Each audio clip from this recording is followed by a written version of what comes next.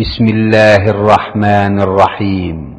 পরম করুণাময় ও অসীম দয়ালু আল্লাহর নামে শুরু।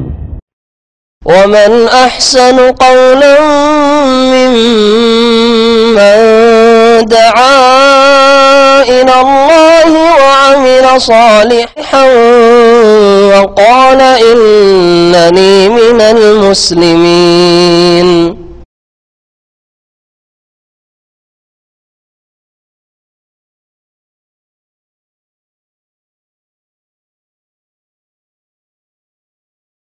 ওরহমতুল্লাহি ওয়া বারাকাতুহু। বিসমিল্লাহির রহমানির রহিম। আলহামদুলিল্লাহি রাব্বিল আলামিন ওয়াসসালাতু ওয়াসসালামু আলা সাইয়্যিদিল মুরসালিন নবিয়িনা মুহাম্মদ ওয়া আলা আলিহি ওয়া সাহবিহি আজমাইন। আম্মা বাদ, ফাকাদ ক্বালা আল মুআল্লিফ রাহিমাহুল্লাহু তাআলা বাবু মা জাআ ফিত তানজিম। ক্বালা আল বুখারী রাহিমাহুল্লাহু তাআলা ফি সাহিহিহি ক্বালা কাতাদাতু খালাকাল্লাহু হাযিহি আন-নুজুমা লিসালাস জিনাতান লিস-সামা ওয়া রুজুমান লিশ-শায়াতিন وعلامات يهتدى بها فمن تأول فيها غير ذلك فقد أخطأ وأضاع نصيبه وتكلف ما لا علم له به انتهى। সম্মানিত ভাতৃমণ্ডলী, আল্লাহ পাক রব্বুল আলামিনের যাবতীয় প্রশংসা যে আল্লাহ পাক এক, যার কোনো ক্ষেত্রেই কেউ শরীক নেই,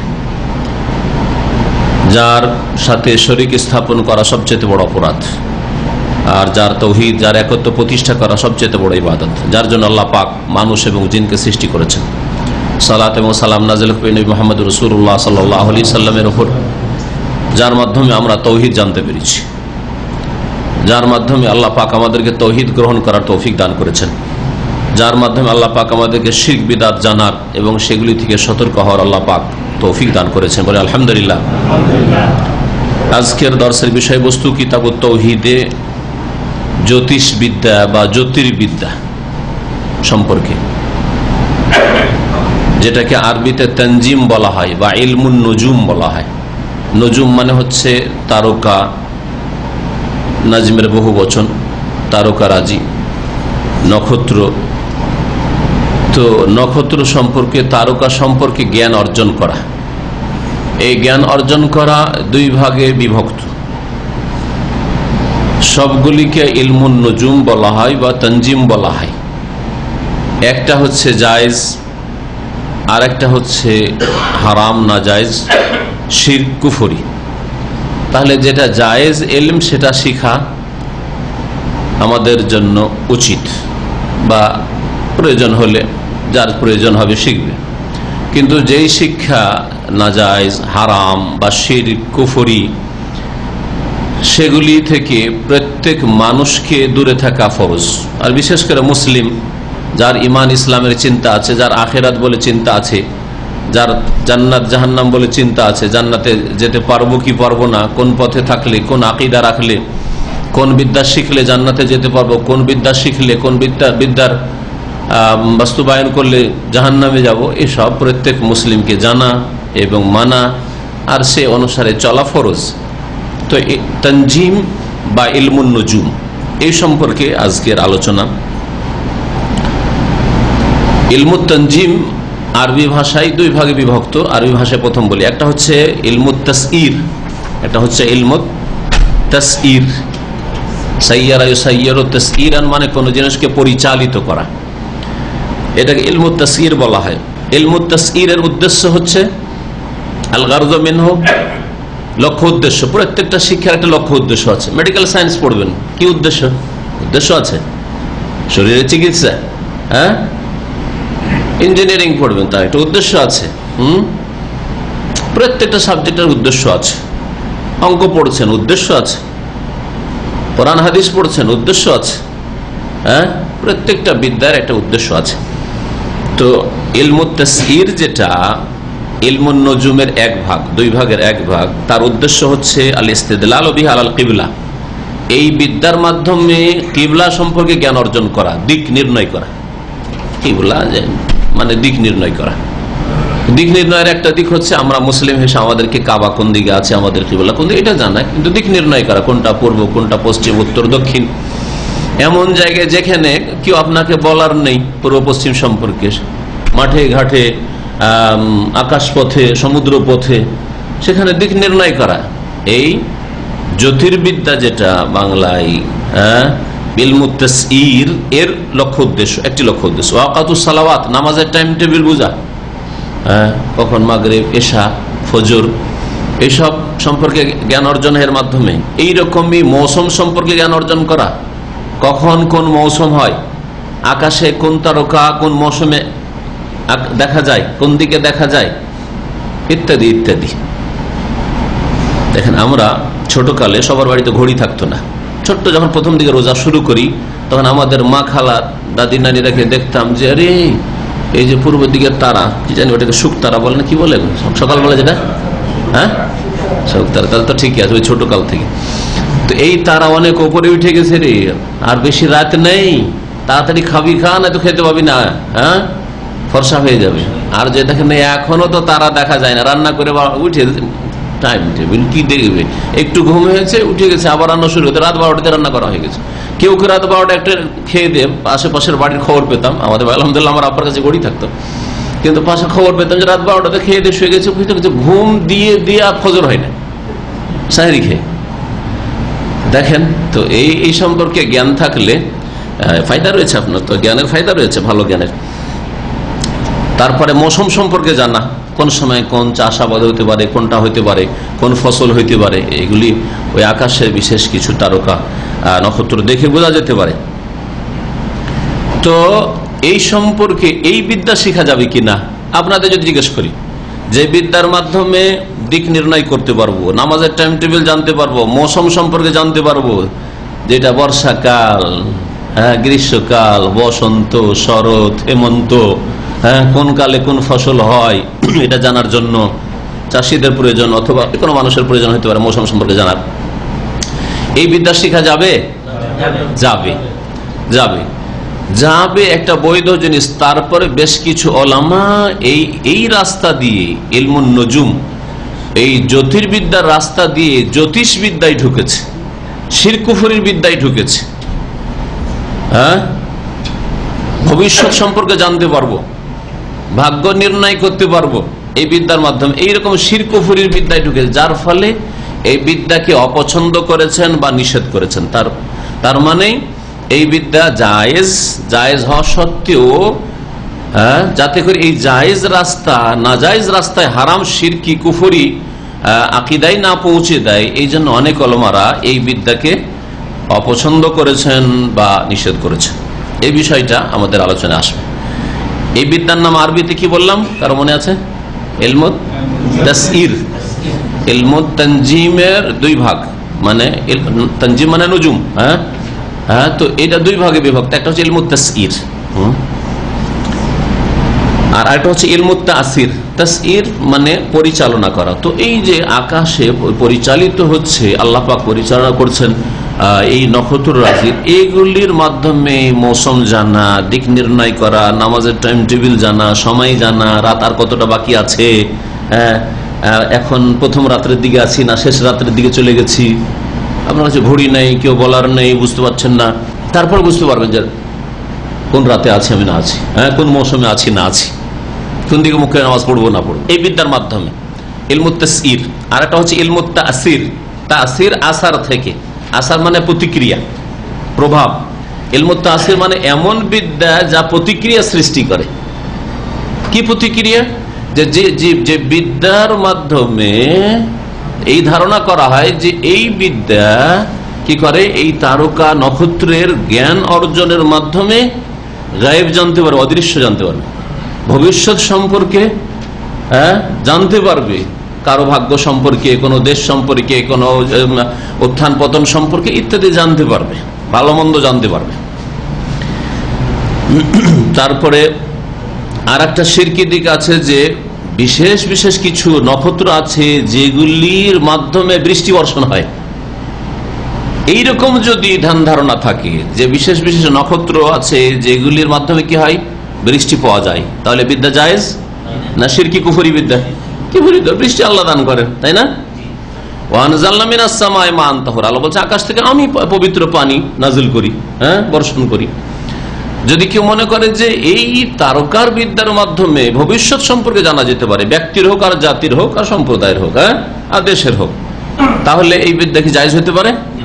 শিরকি বিদ্যা। ভবিষ্যৎ মানে গায়েব, অদৃশ্য, আগামীতে হবে সব অদৃশ্য, চোখের আড়ালে। চোখের আড়াল সম্পর্কে আল্লাহ ছাড়া কোনো শক্তি জানে না, তাই না? গায়েব অদৃশ্য সম্পর্কে আল্লাহ পাক ছাড়া কেউ জানে না। নবী রসুলগণ কেউ আল্লাহ পাক যতটা জানিয়েছেন ততটা জানেন, তার ঊর্ধ্বে জানতেন না। তাদের কাছে কোনো কি চাবি ছিল না যে যখন ইচ্ছা যা ইচ্ছা তাই জেনে নেব। এই জন্য তারা আলেমুল গায়েব নন, তবে তাদের কাছে ওহী হয়েছে, যে বিষয়গুলি সম্পর্কে জানানো হয়েছে সেগুলি জানেন। অনেক কিছু ঘটেছে যেগুলি জানেন, অনেক কিছু ঘটবে সেগুলিও জানতেন তারা, আর তারা উম্মতকে জানিয়ে দিয়েছেন। সেগুলির সম্পর্ক দিনের সাথে, আকীদার সাথে যদি হয়ে থাকে, তাহলে যেমন দাজ্জাল সম্পর্কে রাসূল জানিয়ে দিয়েছেন, তাই না? ইয়াজুজ মাজুজ সম্পর্কে জানিয়ে দিয়েছেন, কিয়ামতের বড় বড় লক্ষণ সম্পর্কে জানিয়ে দিয়েছেন। কিয়ামতের বড় লক্ষণ পৃথিবী ধ্বংস হবে, শেষ দিন পশ্চিম দিকে সূর্য উদয় হবে, গায়েব অদৃশ্য জানিয়ে দিয়েছেন। তাহলে এগুলি আর গায়েব হয়ে নেই আমাদের কাছে। এই গায়েবের বিষয়গুলি ওয়াহির মাধ্যমে, রাসূলের মাধ্যমে চলে এসছে। তো ইলমুত তাসইর তাহলে জায়েজ, তারপরেও কিছু উলামারা সতর্কতামূলক অপছন্দ করেছেন। আর ইলমুত তাসির, যে এই তারকারাজির কিছু প্রভাব রয়েছে, এর দ্বারা কিছু হতে পারে, এর মাধ্যমে জ্ঞান অর্জন করা যেতে পারে, এর মাধ্যমে বৃষ্টি পাওয়া যেতে পারে, এই বিদ্যা হচ্ছে গণকদের বিদ্যা, জ্যোতিষ বিদ্যা, জ্যোতিষীদের বিদ্যা, যেটা হারাম, শিরকি, কুফরি বিদ্যা। আশা করি এই আমার আলোচনাতে পুরো আজকের দর্শ মোটামুটি বুঝে নেবেন। লেখক বলছেন বাবা মাজাফি তানজিম, এই অধ্যায় হচ্ছে এই বিষয় সম্পর্কে যে যা শরীয়তে এসছে তানজিম সম্পর্কে, ইলমুন নুজুম মানে জ্যোতিষবিদ্যা বা জ্যোতির্বিদ্যা সম্পর্কে। জ্যোতিষবিদ্যা মানে জ্যোতিষীদের বিদ্যা, জ্যোতিষীরা যে বিদ্যার চর্চা করে, যে এর মাধ্যমে আমরা ভবিষ্যৎবাণী করব, গণকদের কাজ কারবার যা দিয়ে চলে, তো এটা হারাম, এটা শিরকি কুফরি বিদ্যা। আর জ্যোতির্বিদ্যা মানে আকাশের বিদ্যা, আকাশ সম্পর্কে জ্ঞান অর্জন করা, তো এটা যায় জ্যোতির্বিদ। যারা ধরেন এই মৌসুম হয়ে থাকে, সাধারণত মৌসুম এই হতে যাচ্ছে ইত্যাদি। তারপর আজকাল যে বলা হচ্ছে যে হ্যাঁ এই সামনের সপ্তাহে খুব বৃষ্টি হতে পারে, সম্ভাবনা রয়েছে, এগুলো জ্যোতির্বিদ্যার অন্তর্ভুক্ত। একদম ইলমে গায়েব নয়, এগুলো ইলমে গায়েব নয়, সম্ভাবনা রয়েছে। আকাশের অবস্থা বলছে যে এই বৃষ্টিটা এই এলাকাগুলিতে এই পরিমাণে মোটামুটি হতে পারে, তারপর নিশ্চিত না। বলছেন এই দুই ইলম সম্পর্কে, তার মধ্যে বিশেষ করে যেটা ইলমুত তাসইর, সেই সম্পর্কে কাল আল বুখারী, ইমাম বুখারী রাহমাতুল্লাহ আলাইহি বলছেন ফি সহিহ, তার সহিহ কিতাব মানে সহিহ বুখারীতে রয়েছে। তিনি নকল করেছেন প্রখ্যাত তাবি কাতাদা থেকে। কালা কাতাদা, কাতাদা বলছেন রাহমাতুল্লাহি আলাইহি, খালাকাল্লাহু হাযিহি নুজুম লিসালাস, আল্লাহ পাক এই তারকারাজিকে সৃষ্টি করেছেন তিনটি গরজে, তিনটি উদ্দেশ্যে। জিনাতাল লিসসামা, একটি উদ্দেশ্য হচ্ছে আকাশের শোভা সৌন্দর্য, আকাশকে কত সুন্দর করে আল্লাহ সাজিয়েছেন এই তারকা গ্রহ নক্ষত্র দিয়ে। রজুমান লিশায়াতিন, আর দ্বিতীয় উদ্দেশ্য হচ্ছে শয়তানদেরকে বিতাড়িত করা, উদ্দেশ্য শয়তানদেরকে কষাঘাত করা। শয়তানরা, জিনেরা আকাশের দিকে যেতে থাকে, আর আকাশে কি আল্লাহ পাকের ফয়সালা হচ্ছে, ফেরেশতারা আলাপ আলোচনা ওপর থেকে করে আসছেন, এক অপর কাছে শুনতে শুনতে প্রথম আকাশের দিকে এই খবরগুলি আসছে, এই সম্পর্কে তারা আলাপ আলোচনা করতে থাকে। এরা কান লাগিয়ে শোনার চেষ্টা করে, যখন শোনার চেষ্টা করে তখন এই শয়তানগুলি কি করা হয়, আল্লাহর পক্ষ থেকে এই তারকা দিয়ে আঘাত করা হয়। তারকা মানে আকাশের তারকা দিয়ে নয়, এই সাদৃশ্য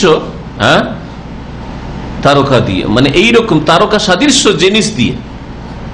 এর মানে কখনো এটা বলবেন না যে আকাশের তারকা নক্ষত্র খসে পড়লো দিয়ে আঘাত হইল, এটা আসলে কোরআন হাদিসে বোঝানো হয়নি। কিন্তু এটা অনেকে সাধারণ মানুষ যারা অল্প বুঝে, মোটা খায় মোটা বুঝে, তারা এইরকম বুঝে, কিন্তু এটা তাফসির করা বোঝায়নি। ওয়ালামাতিন ইউহতাদা বিহা, আর তৃতীয় উদ্দেশ্য হচ্ছে যে এগুলি হচ্ছে লক্ষণ, এই তারকাগুলি হচ্ছে কি লক্ষণ, আলামাত।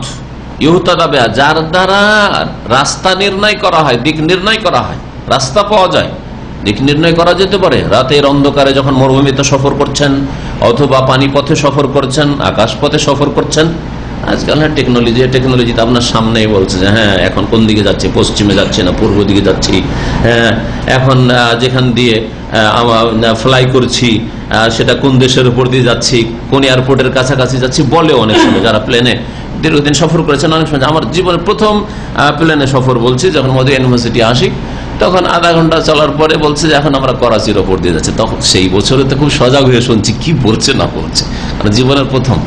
তো কথা হচ্ছে যে আল্লাহ পাক তো অনেক সুযোগ সুবিধা করে দিয়েছেন, কিন্তু তারপরে আল্লাহ পাক প্রাচীন যুগ থেকেই এইসব জানার ব্যবস্থা রেখেছেন, তা হচ্ছে তারকা, নক্ষত্র।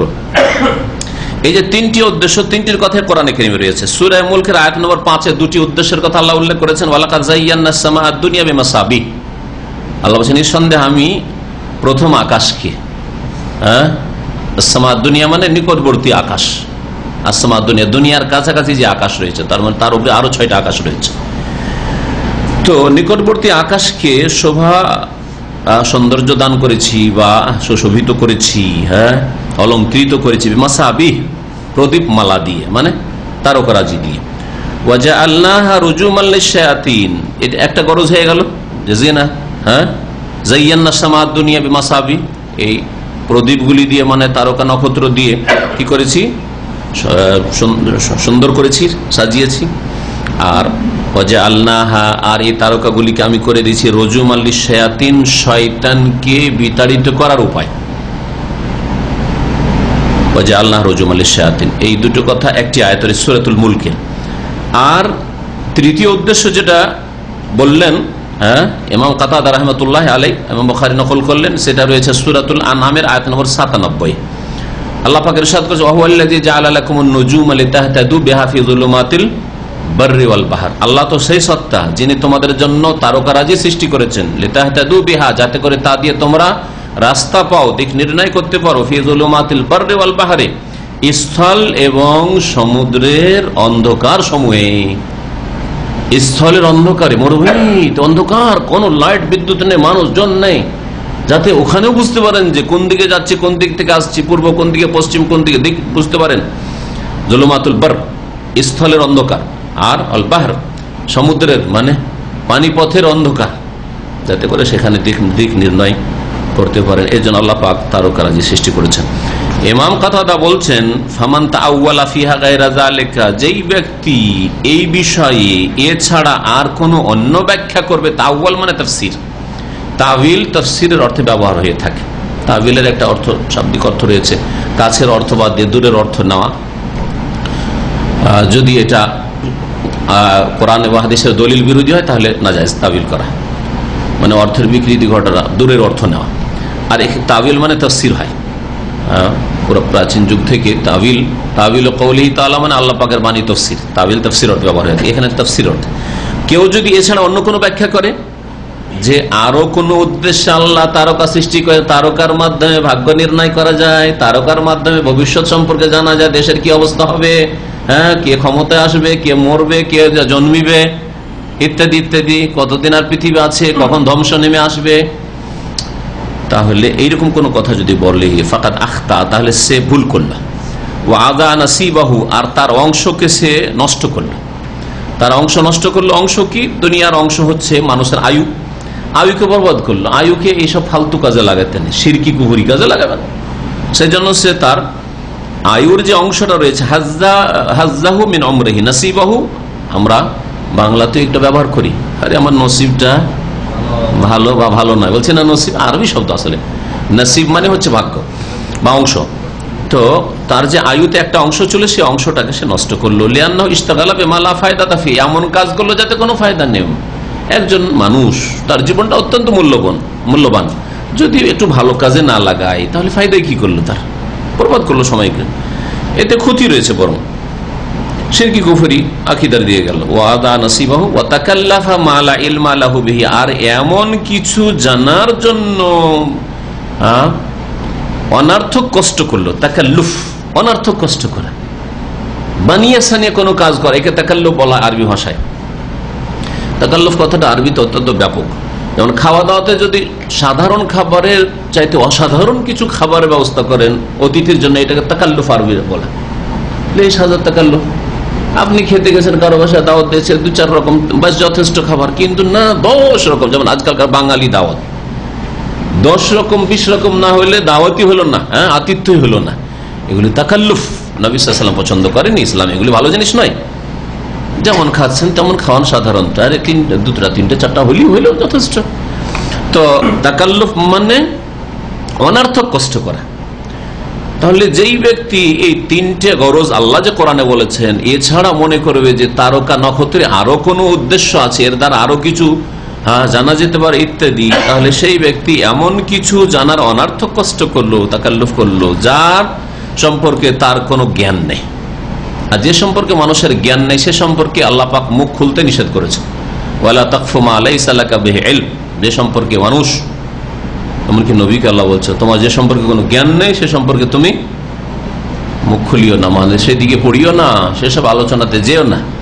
ইন্নাস সামআ ওয়াল বাসার ওয়াল ফুআদা কুল্লু উলাইকা কানা আনহু মাসউলা। কারণ মানুষের শ্রবণ শক্তি, ওয়াল বাসার দৃষ্টি শক্তি, ওয়াল ফুআদ মানুষের হৃদয় অন্তর, সবকিছু সম্পর্কে মানুষকে জিজ্ঞাসা করা হবে, জবাবদেহি করতে হবে। মাসউল, প্রত্যেকে জিজ্ঞাসিত, আল্লাহ পাকের কাছে জবাবদেহি করতে হবে। সুতরাং এমন কোন কথা বলবেন না বা এমন কিছুতে যাবেন না যে সব আল্লাহ বলেননি, তার রাসূল বলেননি, আর সেই রকম আকীদা রাখছেন অথবা সেই রকম ধরনের ইবাদত করছেন, তো জবাব দিতে হবে।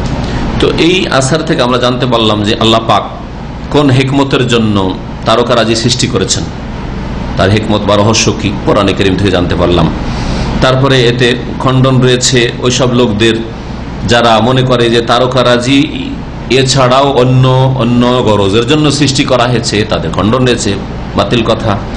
তারপরে যে কোনো বিষয়ে কোরআনে কারীমের দিকে ফিরে আসতে হবে, হককে জানার জন্য আর বাতিলকে জানার জন্য। বাতিলকে জানতে হবে বাতিল থেকে বাঁচার জন্য, আর হককে জানতে হবে সাদরে গ্রহণ করার জন্য।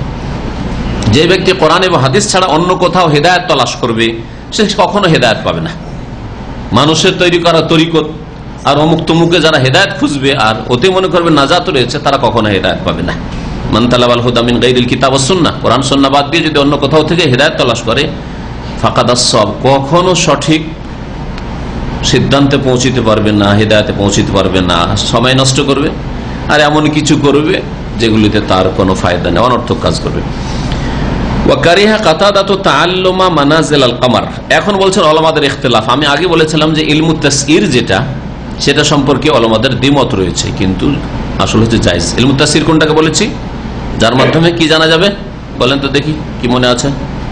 দিক নির্ণয় করা যাবে, নামাজের টাইম টেবিল জানা যাবে, সময় সম্পর্কে জানা যাবে, মৌসুম জানা যাবে।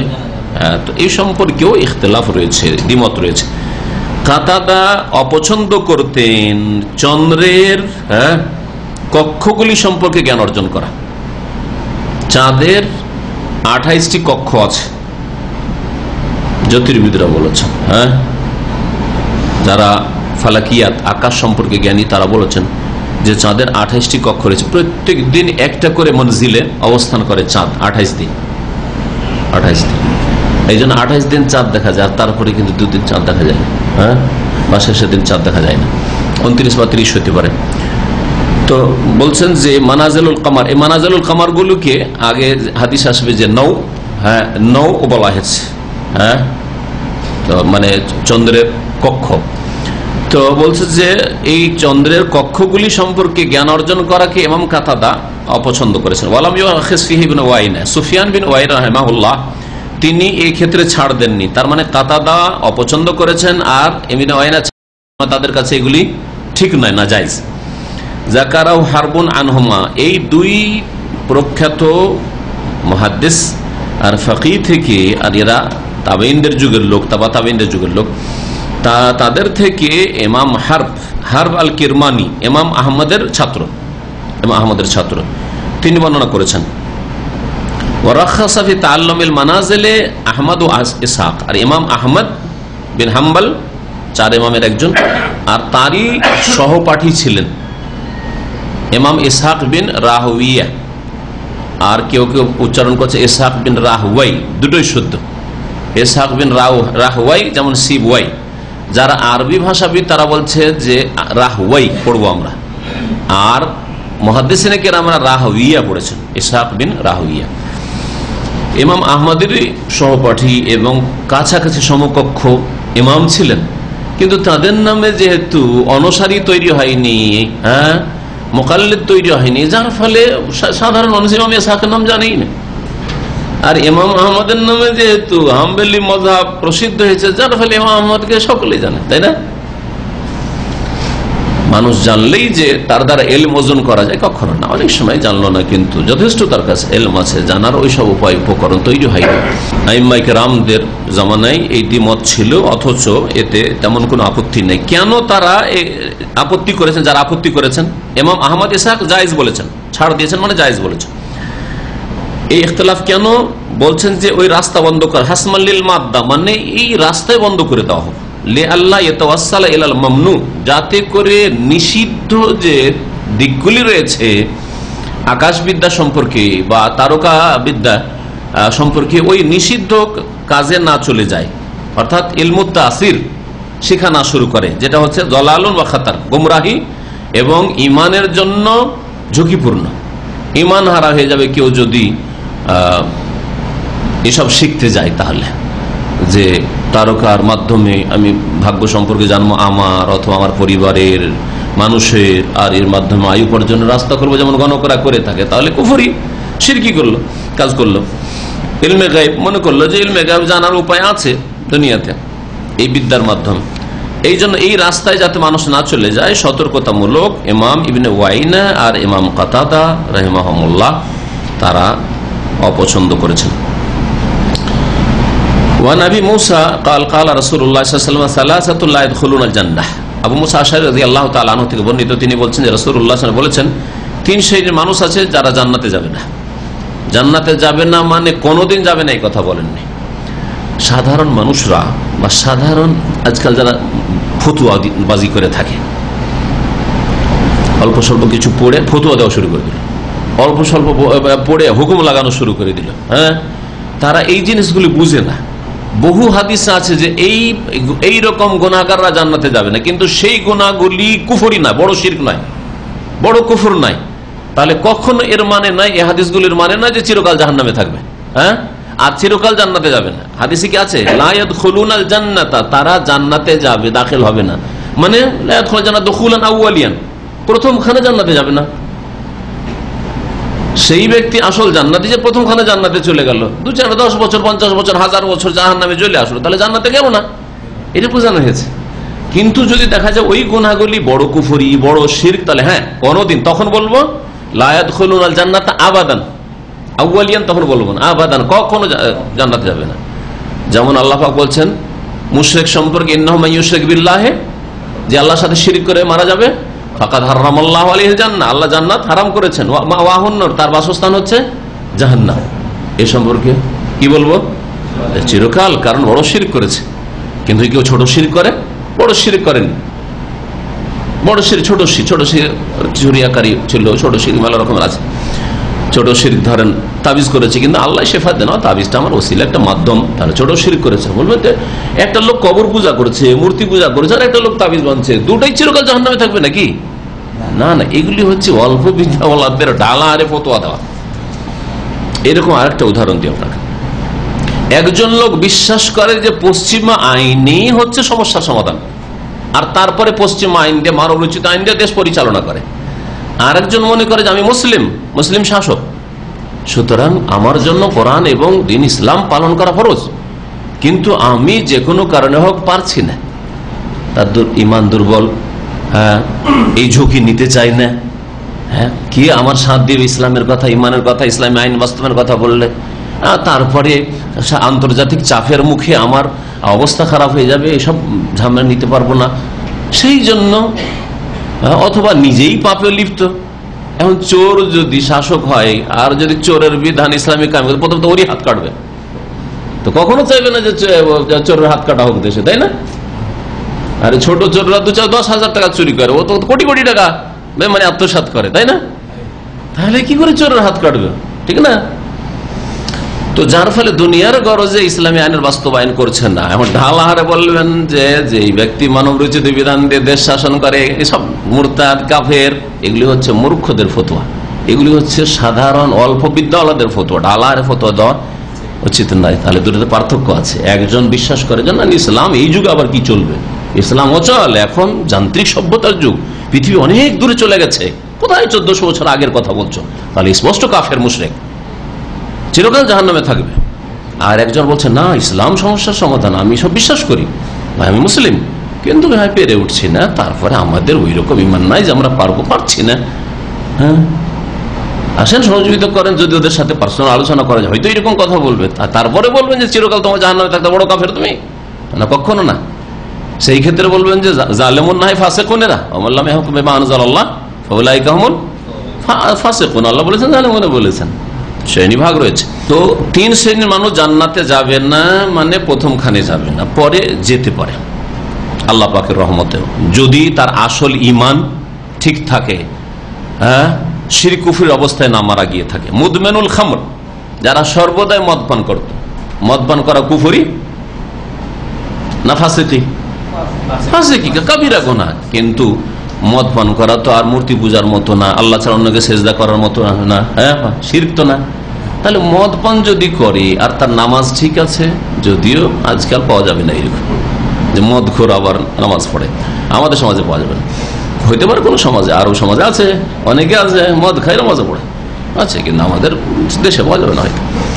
তো যারা সর্বদা মুদমেন, শুধু মদ পান করা একবার দুইবার না, মুদমেন আদমানা মানে সর্বদা, সর্বদা যে মদ পান করে, নিয়মিত মদ খায়, নিয়মিত যারা মদ খায়, প্রতিদিন সকাল বিকাল মদ খায়, ঘুমের আগে মদ খেয়ে শুইবে, বড় বড় নেতারা আজকাল বড় বড় পয়সাওয়ালা, ওদের ওটা হচ্ছে মানে পানীয় বস্তু, নাউজুবিল্লাহ, ইহুদি নাসারাদের অনুকরণ।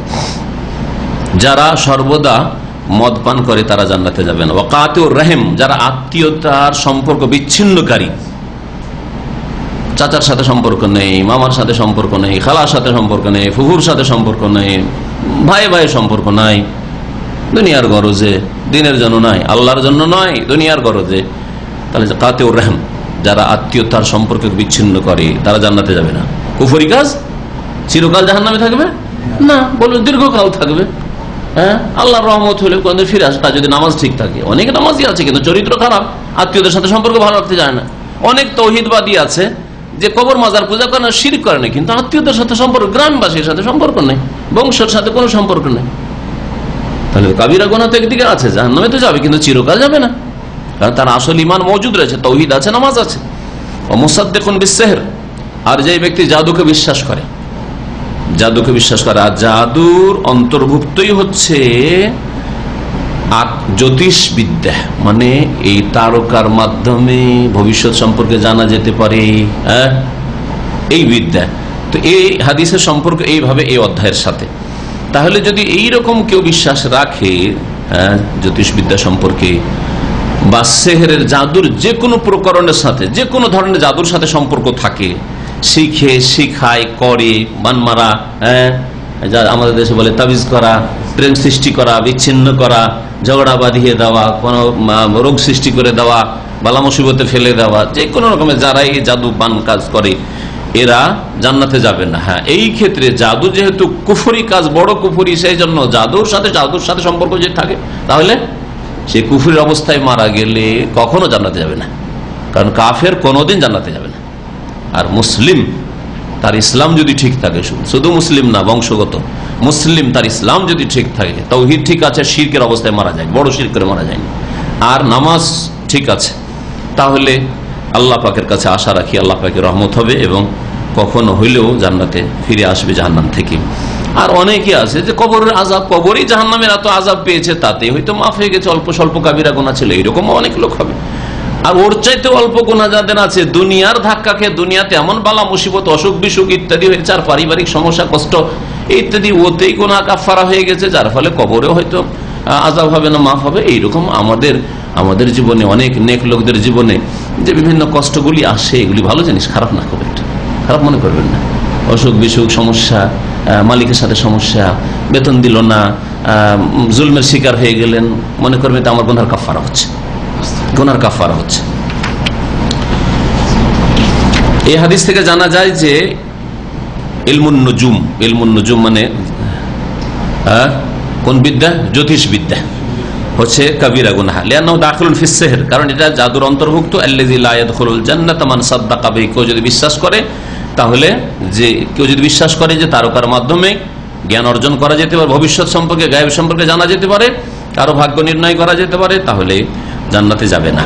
তাহরিমু শুরবিল খামর, মদ পান করা হারাম জানা গেল। আর কঠোর শাস্তি জানা গেল ওই সব লোকদের যারা মদ পান করতে করতে মারা যাবে বিনা তওবায়। তারপরে আত্মীয়দের সাথে সম্পর্ক স্থাপন করা ফরজ, আর আত্মীয়দের সাথে সম্পর্ক ছিন্ন করা হারাম, এই কথা জানতে পারলাম। তারপরে জাদুকে আর জাদুবিদ্যাকে, জ্যোতিষবিদ্যাকে অস্বীকার করা ফরজ, যত রকমের হোক না কেন। জ্যোতিষবিদ্যা আর জাদুবিদ্যাকে অস্বীকার করা ফরজ।